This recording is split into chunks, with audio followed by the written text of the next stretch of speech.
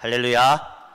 네, 오늘은 누가복음 19장의 말씀, 우리가 잘 알고 있는 삭개오의 말씀으로 내가 오늘 내 집에 유하여야 하겠다라는 말씀으로 하나님의 말씀의 은혜를 나누고자 합니다. 제가 이 6개월의 기간 동안 다른 건 좀 부족할 수 있어도 제가 마음속에 다짐한 게 하나 있습니다. 말씀만은 우리 성도님들한테 정확하게 그리고 좋은 말씀을 전해야겠다 해서 치열하게 고민을 하고 치열하게 합니다. 며칠 전에 신학대학원장님이 전화가 왔어요. 제가 존경하는 분이신데, 그래서 저희 교회 유튜브를 보셨나 봐요. 그래서 제가 정말 존경하는 목사님이자 교수님인데, 저희 오셨던 총장님 말고 저희 칭찬을 해주시면서 말씀 너무 좋다고 칭찬을 해주시는데, 제가 한 분 장로님께 말씀드렸지만 제가 너무 기분이 좋더라고요. 그러면서 그 대학원장님이 분명히 말씀하셨는데, 제가 그 얘기를 전해드리려고 이 말씀을 드려요. 우리 강진읍 교회 복받은 교회인이라고 얘기를 하시더라고요. 저는 그게 제가 할 수 있는 유일한 일인 것 같아서, 오늘 말씀도 익숙한 말씀이지만 우리가 조금 어려울 수 있습니다. 그러나 오늘 말씀을 통해서 놀라운 성령의 은혜가 넘치시길 주님의 이름으로 간절히 소망합니다. 네. 제가 왜 이 말씀을 먼저 드렸냐면, 오늘 삭개오 이야기거든요. 우리가 삭개오 하면 주일학교 때부터 너무 많이 들어왔기 때문에 또 똑같은 말씀이겠거니 라는 마음으로 말씀의 문이 안 열릴까 봐 이 얘기를 일부러 드린 거예요. 우리가 너무나 잘 알고 있는 동화 같은 이야기입니다. 근데 삭개오라는 사람이요, 우리가 생각한 것처럼 그렇게 만만한 사람이 아니에요. 세상의 온갖 쓴뿌리는 다 알고 있고 가장 악한 일에 앞장서서 있는 사람 중에 한 사람, 그러한 사람이 삭개오거든요. 근데 그 삭개오가 예수님을 보기 위해 돌무화과 나무, 우리가 옛날에는 뽕나무라고 알고 있죠. 옛날에 들으셨을 땐 이 뽕나무에 올라가서, 돌무화과 나무에 올라가서 그가 그 나무에 올라가서 예수님을 바라보고 있어요. 그런데 사실은 이 나무에 올라가서 예수님을 보는 이야기가 과연 진짜, 그리고 예수님이 이 삭개오를 부르신 이야기가 우리가 좀 객관적으로 보면 이게 진짜 있을 만한 일인가 라는 이야기가 오늘 삭개오의 이야기예요. 오늘 이 삭개오 얘기는요, 마태, 마가, 누가, 요한 중에 누가만 기록하고 있거든요. 그러니까 누가복음서에만 삭개오가 나와요.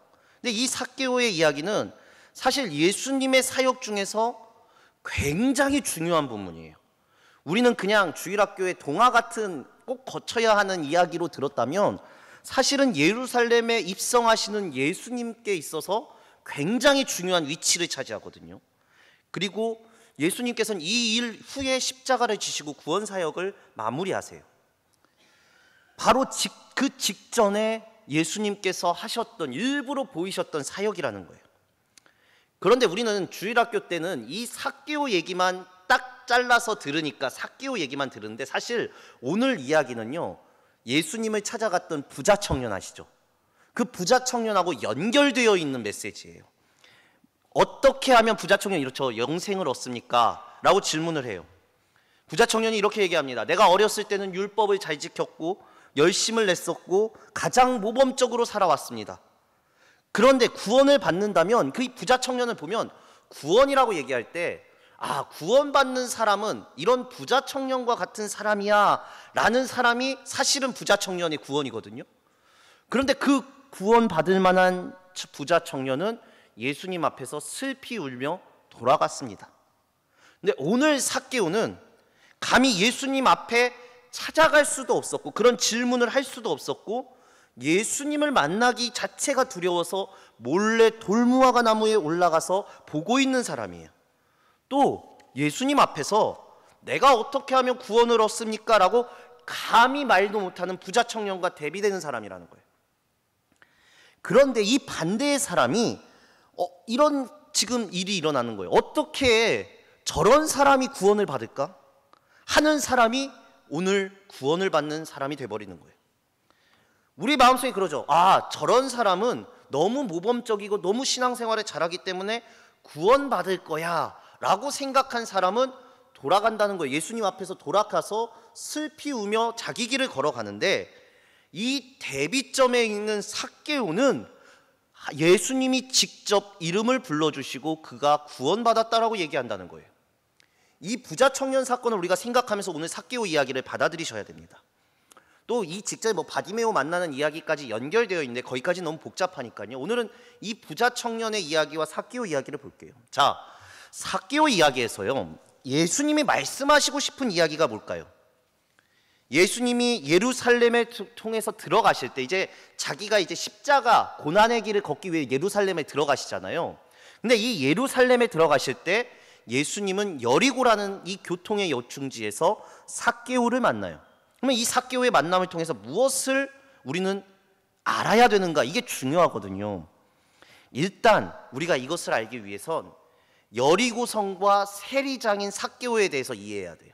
그냥 우리는 세리장 삭개오라고 알고 있는데, 여리고라는, 오늘 1절에 나오는 여리고라는 곳은요, 지형적으로 굉장히 중요한 곳입니다.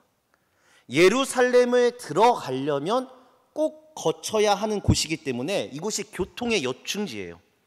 그래서 로마, 당시엔 로마의 속국이었잖아요, 이스라엘이. 로마에선 이 여리고에만 특별하게 세금을 걷는 사람을 로마에서 직접 파송했던 곳이에요. 그게 여리고예요. 여리고의 세리들은 그래서 파워가 더 세요, 다른 데보다. 특별히 세리장이라고 하니까 정말로 파워가 센 거예요. 특별히 로마는 이 여리고의 세리는 상주시켰어요. 그러니까 이 삭개오의 세리장의 파워가 어마어마한 거죠. 그리고 우리도 지금도 그렇지만 교통의 요충지에는 돈이 더 많이 돌 거 아니에요. 돈이, 경제가 활성화되어 있을 거 아니에요. 그만큼 큰 금액, 최고의 금액을 거둬들일 수 있는 곳이 바로 여리고예요. 거기에 세리장이에요. 거기니까, 그러다 보니까 오늘 말씀의 2절에 보시면은요, 일부러 세리장이요 뒤에 붙는 게 부자라예요. 부자라. 이게 부자가 일반 부자가 아니에요. 정말 어마어마한 부자를 얘기하는 거거든요. 자, 제가 부자 청년하고 대비되는 말씀이라고 말씀드렸어요. 부자 청년도 관리고요, 삭개오도 관리예요. 그리고 둘 다 부자예요. 부자 청년은 존경받는 관리였고, 삭개오는 당시에 사람들에게 우리가 잘 알다시피 허가받은 도둑이라고 불리는 사람이었어요. 악독하게 돈을 쓸어 모은 사람이 삭개오예요. 당시에 왜 세리들이 욕을 먹었냐면요, 일단 왜 욕을 먹었는지, 단순하게 세리여서 세금을 걷는 사람이어서 욕을 먹은 게 아니라, 당시에 로마가 세금을 어떻게 걷었냐면, 자, 제가 지금 세리입니다. 그리고 누군가의 세금을 걷는다면 우선 로마에 1억이라는 세금을 내야 돼요. 그러면 제가 제 돈으로 1억이라는 돈을 로마에 먼저 냅니다. 그러면 로마에서는 세금을 냈다라는 납입증을 떼어줘요. 그런데 이 납입증엔 금액이 없어요. 무슨 말인지 아시죠? 이 납입증 가지고 제가 가는 거예요. 이제 세금을 받으러. 여기에 2억을 적던 3억을 적던 100억을 적던 아무런 문제가 없는 거예요. 이렇게 세금을 걷었던 사람이에요. 마음대로 세금을 거둘 수 있었어요. 그러니까 완전 백지수표나 다름없는 거예요. 적은 만큼 돈을 거둘 수 있기 때문에. 이렇게 해서 돈을 끌어 모았어요. 그러니까 같은 민족이지만 삭개오에게 너무하다는 말이 나오는 거예요. 그래서 이 세리를 로마에선 어떤 사람으로 뽑았냐면, 주로 우리로 지금 얘기하면 고리대금업자, 사채업자. 왜? 돈 잘 만지잖아요. 잘 불릴 거 아니에요. 이런 사람들을 일부러 뽑았어요. 그러다 보니까 사람들이 욕하는 거죠. 이런 피도 눈물도 없는 사람. 그러고 이런 욕을 듣다 보니까 세상의 온갖 쓴맛은 다 경험한 사람, 그리고 세상의 온갖 사람은 다 상대해 본 사람이 바로 이 삭개오라는 사람이라는 거예요. 무서운 사람 중에 하나예요, 삭개오가요. 어떻게 보면 우리 아시잖아요. 사채업, 고리대금 업자 하시는 분들 TV에서만 봐도 얼마나 무서운 사람들입니까? 돈이라면은요. 더 나아가서 삭개오는 키가 작아요. 제가 강진읍 교회에 와서 이제 사역한 지가 5년이 되어 가는데 단 한 번도 삭개오 설교를 한 적이 없어요. 왜냐? 아실 거예요. 우리가 아시잖아요. 저는 삭개오 설교를 하면 제가 괜히 찔려요. 우리가 그러잖아요. 이 키 작은 사람 잘못 건드면 안 된다고 하잖아요. 왜냐? 키 작은 사람이 상처가 많아요. 제가 그래서 상처가 많아요. 이 세리라는 직업 속에 받은 모욕, 키가 작다고 받았던 모욕, 아마 삭개오는 이러한 여러 모욕 속에서 돈을 끌어모은 이유가 그것만이 자기를 증명할 수 있는 자존심이라고 생각했을 거예요.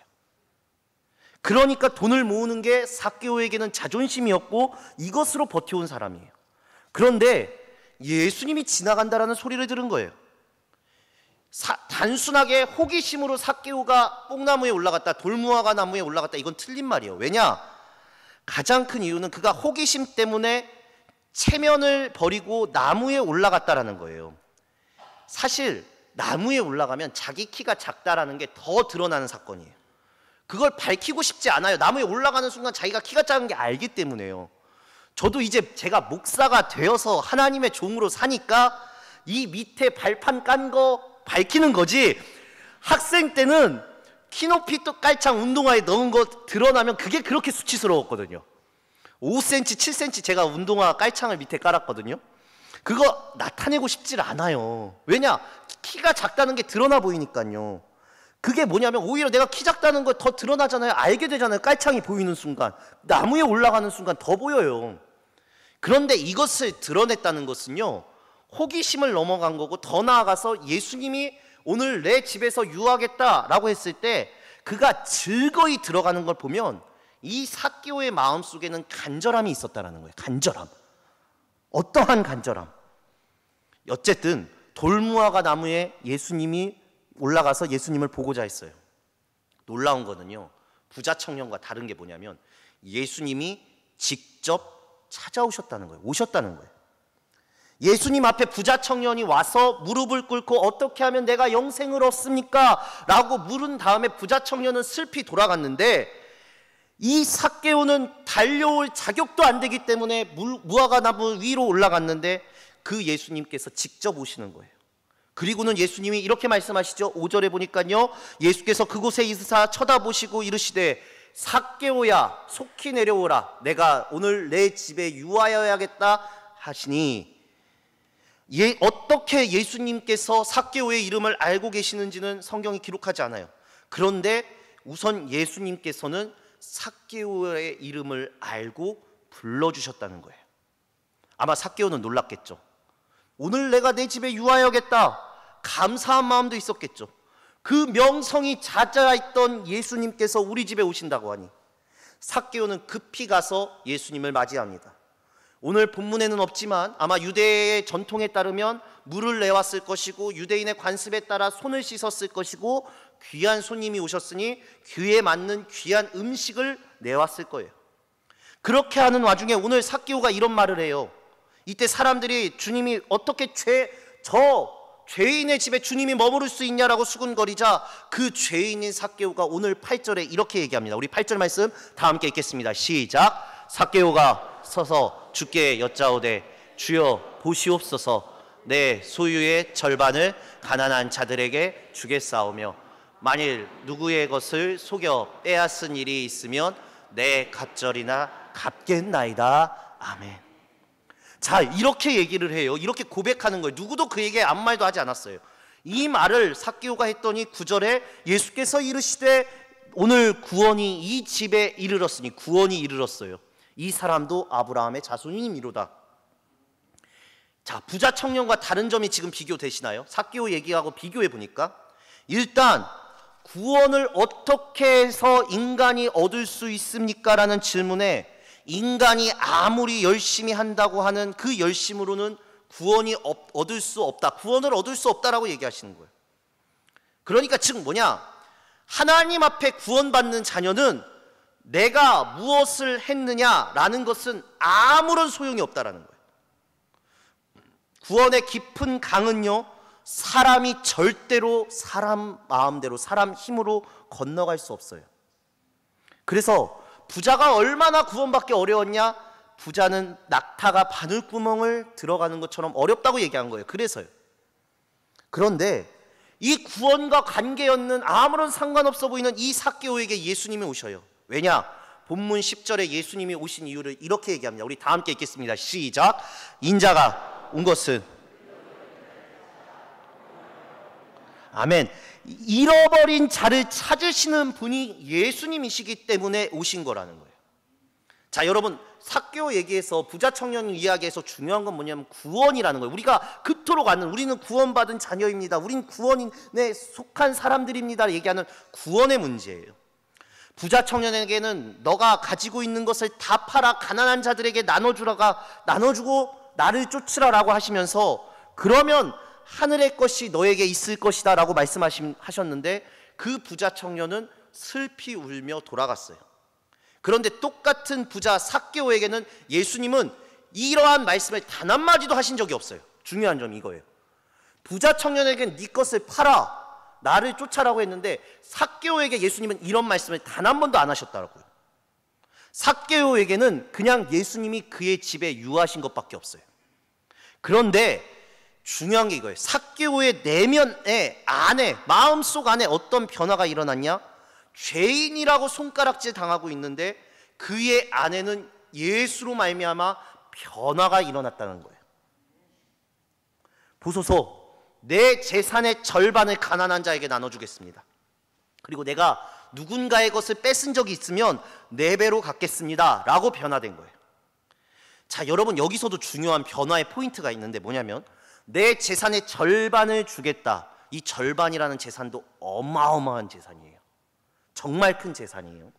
그런데 더 나아가서 우선은 개역 성경에는 토색한 것이라고 번역되어 있는데 개역 개정에서는 누구의 것을 속여 빼앗은 것을 4배로 갚겠다라고 얘기해요. 이게 어떤 의미냐면요, 이게 왜 중요하냐면요, 이걸 보셔야 돼요. 레위기의 법에 보면 토색하면, 누구의 것을 속여 빼앗았으면 토색한 것의 원금 플러스 20%만 배상하면 돼요. 그게 성경이 말하는 법이에요. 누구의 것을 속여서 빼앗았으면 그 원금의 플러스 20%만 더해서 배상하면 돼요. 예를 들어서 내가 1,000만 원을 속여서 뺏었으면 1,200만 원을 배상하는 게 레위기의 법이에요. 그런데 지금 삭개오는 그렇게 한다는 것이 아니라 출애굽기의 법에 있는 소를 훔쳐가면, 소를 도둑질하면 5배를 내야 하고 양을 도둑질하면 4배를 내야 하는데 이 양과 같은 4배를 갚는다고 얘기한 거예요. 그러니까 이게 무슨 말이냐면 삭개오는 지금 법적인 책임만을 내가 벗어나려는 것이 아니라 진심으로 마음에서 우러나오는 회개로 내가 인정해서 최대한 배상하게끔 만큼 최선을 다해 진정성 있게 배상하겠습니다라는 이 말을 하고 있는 거예요. 이게 진정한 회개거든요. 법적으로만 배상하면 끝나는 게 아니라 내가 진정으로 회개하겠다. 진정으로 돌이키겠다. 하나님 앞에 잘못했을 때 드리는, 우리가 하나님께 잘못했을 때 드리는 속죄제는, 성경에 나오는 속죄제는 진짜나 가난한 사람들에게는 비둘기의 새끼, 그 비둘기의 새끼도 드릴 수 없는 가난함이라면 곡물이라도 대체해서 하나님께 드리라고 해요. 하나님께 한 것은요. 왜? 하나님께 한 건 하나님이 어떻게든지 회개하고 잘못을 인정하고 하나님이 아신다고 생각하니까. 그런데 사람한테 잘못해서 드리는 제사인 속건제는요, 정해져 있어요. 그건 량이에요. 량, 수량이에요. 더 커요. 사람에게 배상한 것은 더 크게 배상하고 올려드려야 돼요. 왜냐? 하나님께서는 하나님께 잘못한 건 하나님이 이해하시지만 사람의 문제에 있어서는 내가 저 사람과 화해하고 용서를 하려면, 진짜 회개, 사람의 문제에서 회개하려면 최선의 마음, 진짜의 마음을 담아 최선을 다해 보여줘야 된다라는 성경의 가르침이거든요. 지금 삭개오는 예수님이 이 집에 유함으로 자신이 최선을 다해 모든 사람들에게 잘못을 인정하고 용서를 구하는 마음으로 변화된 거예요, 여러분. 구원이 삭개오 내면에 질적인 변화를 만들었다고요. 자, 이렇게 얘기하면 우리 성도님들 중에 이런 생각을 하실 분이 있어요. 아, 그러니까 내가 뭐 잘못하면 최선을 다해 배상하면 끝이구나, 이 정도로만 생각하실 수 있어요. 그런데 그게 아니라 오늘 본문에 아주 재미난 표현이 있어요. 8절에 보면, 8절 한번 띄워주시겠어요? 속여 빼앗은 일, 색깔이 들어가 있죠. 제가 아까 말씀드렸지만 개역성경에는 토색한 일이라고 했어요. 오늘 이 단어가 중요해요. 성경에 있어서. 이 단어가 어떤 의미냐면 헬라어로 얘기를 하면 뜻이 무화과를 보여주다라는 뜻을 가지고 있어요. 속여 빼앗은 일이라는 단어를 다른 의미로 무화과를 보여주다는 뜻이 있어요. 이게 무슨 말이지? 여기서 은혜를 받으셔야 되는데, 이 재밌는 말, 단어의 원형을 보면 쉬코판테온이라고 해서, 제가 이 단어를 왜 헬라어로 말씀드릴 때는 제가 진짜 중요할 때만 말씀드리는데, 무화과라는 단어와 보여주다라는 단어가 합쳐진 단어예요. 그래서 이 단어가 어떨 때 사용되어지냐면 그리스 아테나에서, 그러니까 당시 지방에선 무화과를 밀수입하는 사람들이 있는데 그 사람들을 잡아내서 그 밀수입한 사람들에게 강탈하는 사람을 말할 때 이 얘기를 해요. 이 헬라어 단어를 얘기를 해요. 그러니까 돈에 의해서 불법을 행하고 직분을 가지고 불법을 행하는 자를 지칭할 때 쓰는 단어가 오늘 속여 빼앗은 일이라는 단어하고 같은 단어를 쓴다고요. 그러니까 이들을 어떻게 봤냐? 남의 약점을 이용해서 불법적인 돈을 받은 자를 이 단어로 불러요. 그러니까 놀라운 건 뭐냐면, 지금 놀라운 게 뭐냐면 이 단어의 뜻인데, 속여 빼앗은 일인데 삭개오가 어느 나무에 올라갔냐는 거예요. 삭개오가 올라간 나무가 어떤 나무예요? 무화과 나무예요. 무화과 나무예요. 그러니까 이 의미가 성경 속에 사실 워낙 복잡하게 들어가 있거든요. 이 단어가 사실 삭개오 얘기가 어려운 본문이에요. 삭개오는 이 무화과를 밀수입하는, 그리고 잡아내서 강탈하는, 불법을 행하는 자보다 더 무서운 사람이에요. 그런데 그 삭개오가 바로 그 무화과 나무에 올라가 예수를 바라봤다는 거예요. 이게 어떠한 의미예요? 여러분, 삭개오라는 이름의 뜻은요, 순결한, 무제한이라는 이름의 뜻까지 갖고 있어요.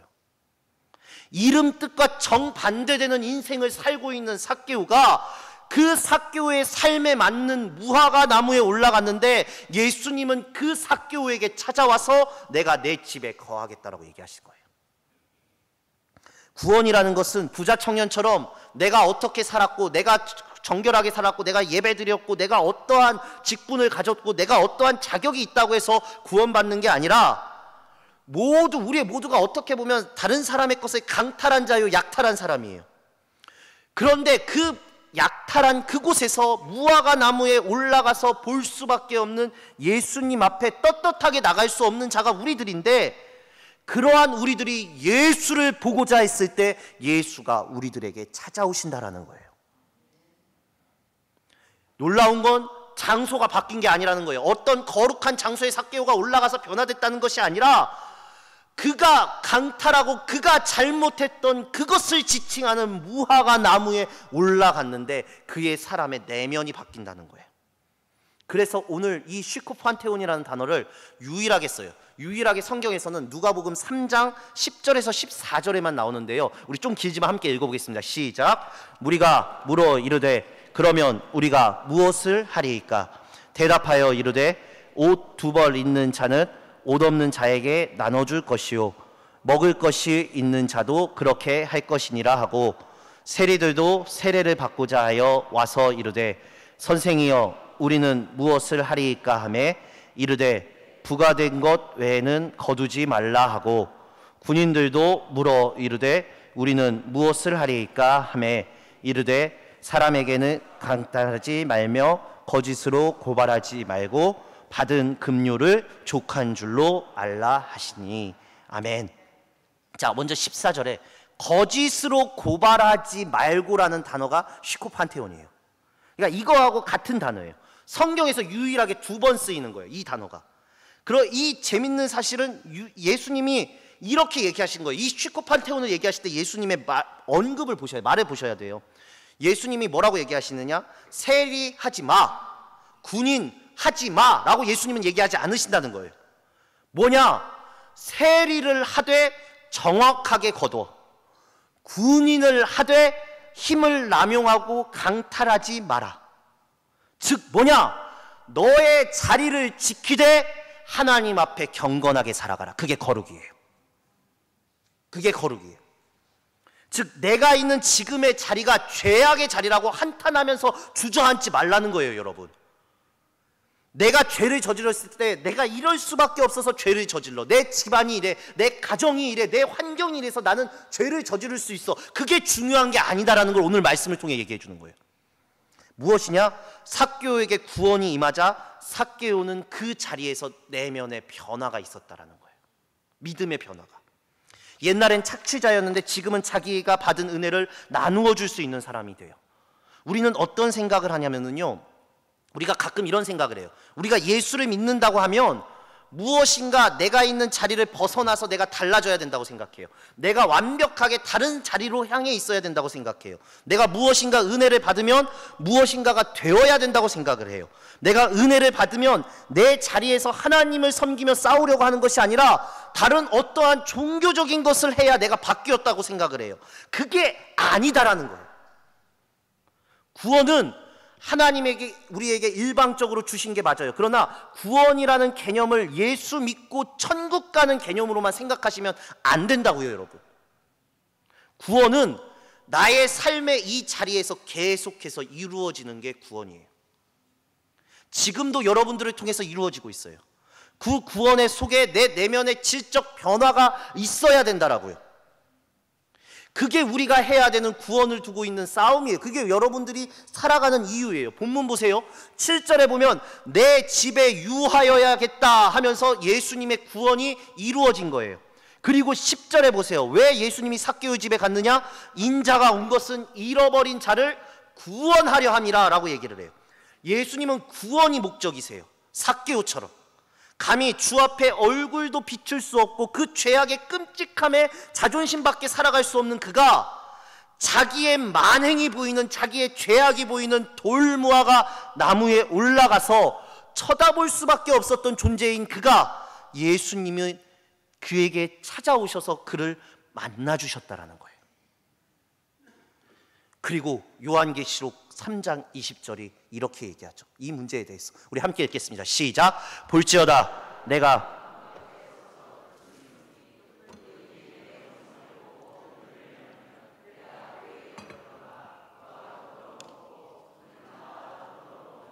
아멘. 우리 이거 전도할 때 제일 많이 쓰는 문구인데요, 이거 전도의 메시지 아니에요. 사실은 교회, 라오디게아 교회에게 이 예수님께서 하신 말씀인데, 내가 내 집에 유하여야겠다. 그런데 지금 주님이 어떻게 하고 계시느냐? 문 밖에 서서 두드리고 계신다고요. 지금 우리의 상황이 무슨 말이냐? 주님이 우리 안에 오셔서 우리 안에서 주인이 되셔야 되는데 지금 주님은 우리 문 밖에서 손님이 되어 계신다고요. 그게 우리의 상태예요. 주님이, 우리의 변화의 근본은 주님이라는 거예요. 내 변화의 근본은 주님이지 내가 아니에요, 여러분. 내가 변화되고 내가 어떻게 하는 게 중요한 게 아니라고요. 부자 청년처럼 내가 어떻게 살아야 합니까? 이게 수많은 그리스도인들이 이렇게 고백하는데 신앙은 이게 아니에요. 예수와 함께 하는 게 신앙이에요. 오늘 내가 내 집에 거하겠다. 주님과 함께 그의 문을 열고 그가 예수님이 우리 집 안에 거하시게, 유하시게 할 때 우리 안에는 질적인 변화가 일어나고 내가 세상에서 잡은 것들 놓아버릴 수 있고, 그때 비로소 예수와 함께 구원의 자녀로 살 수 있는 거예요. 그래서 제가 이토록 강조하면서 말씀드리는 거예요. 오직 신앙은 예수와 함께하는 싸움이에요. 주님이 내 안에 계시는 것을 외치면서 몸부림치는 게 신앙이에요. 금관의 예수라는 말이 있습니다. 예수님의 영광, 우리는 예수님의 영광만을 외쳐요. 그런데 주님은 금관을 쓰신 게 아니라 가시관을 쓰셨어요. 얼어붙었던 벌판과 가난했던 거리와 험한 우리는 이 세상을 살아갈 때 인간이라는 우리 존재, 우리는 이 상황 속에서 원망만 하는데 원망을 해서는 안 된다라는 거예요. 이제는 정말 예수가 내 안에 머물러서 살아가기를, 내 나라는 집안에 내가 예수를 모시기를 진정으로 원하는 삶을 살아야 하시지 않겠습니까? 금관의 예수라는 노래가 있죠. 저는 이 금관의 예수라는 노래를 참 좋아합니다. 그런데 이 곡에 쓰여졌던 의도는 세상에 대한 불평불만과 믿는 자들에 대한 한탄이에요. 그런데 저는 이렇게 얘기합니다. 이제는 내 안에 예수를 모시기로 하는 울음의 외침이 되어야 된다. 예수를 내 안에 모시지 못하고 손님처럼 예수를 맞이하고 있는 지금 내가 예수와 함께 하기를 원하는 목청 놓는 부르짖음이 되어야 된다. 제가 가사를 한번 띄워드리겠습니다. 얼어붙은 저 하늘, 얼어붙은 저 벌판, 태양도 빛을 잃어 캄캄한 저 가난의 거리, 어디에서 왔나 얼굴 여윈 사람들 무얼 찾아 헤매이나 저는 저 메마른 손길 오 주여 이제는 여기에 오 주여 이제는 여기에 오 주여 이제는 여기에 여기에 우리와 함께 오 주여 이제는 여기에 오 주여 이제는 여기에 오 주여 이제는 여기에 우리와 함께 하소서. 오 주여 이제는 여기에 우리가 사는 삶 세상은 우리를 병들게 하죠. 힘들게 합니다. 낭망하게 만듭니다. 그게 우리의 세계, 나의 세계가 돼서는 안 되죠. 세상은 항상 싸우고 항상 의심하고 항상 다툽니다. 그게 세상 사람들의 세계입니다. 우리의 세계, 나의 세계에는 예수가 있는데 우리는 예수를 닮아가는데 우리는 예수와 함께하는 하나님 나라라는 세계가 있는데 그걸 세상 사람들에게 보여주는 것이 우리가 해야 하는 일인데 똑같은 가정의 삶의 환경이라도 똑같은 직장에 있더라도 똑같은 세상 삶을 살더라도 우리는 예수와 함께하기 때문에 다른 것인데 오늘 예수가 내가 내 집에 유하여야겠다라는 이 말씀이 우리의 내면에 변화를 일으키는 감격적인 말씀이기를 간절히 소망합니다. 그래서 이것에 감사하며 기꺼이 문을 열고 주님과 함께 살아가는 내 안에 진짜 변화된 삶으로 구원의 자녀의 삶을 살아가시는 사랑하는 여러분들 되시기를 주님의 이름으로 간절히 소망합니다. 기도하시겠습니다. 주님, 오늘 내가 내 집에 거하여야겠다는 주의 음성을 우리가 오늘 듣습니다. 오 주여, 이제는 우리의 마음속에, 나의 마음속에 이곳에 임하여 주시옵소서. 예수가 임하여 있는 나의 집, 예수가 임하여 있는 우리 교회 되게 하여 주시옵소서. 헛된 것들 구하지 않고 오직 예수만을 외칠 수 있는 우리의 삶이 되도록 역사하여 주시옵소서. 예수님의 이름으로 기도드립니다. 아멘.